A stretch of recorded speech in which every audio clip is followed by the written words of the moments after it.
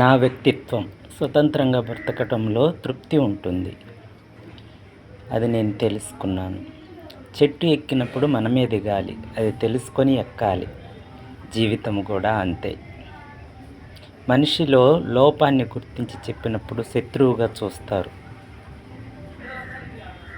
శత్రువును ప్రేమించడానికి కావాల్సింది మనోనిబ్బరం కావాలి.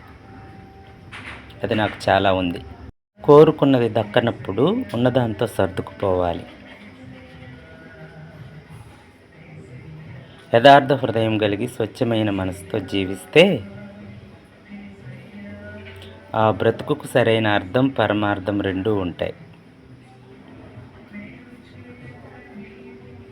ఎక్కడ ఉన్నా ఏం జరిగినా జీవితంలో స్వతంత్రంగా బ్రతకడం నేర్చుకుంటే ఆనందంగా జీవించవచ్చు. లైక్ ప్రెస్ చేయటం లేదు, మీరు షేర్ చేయటం లేదు.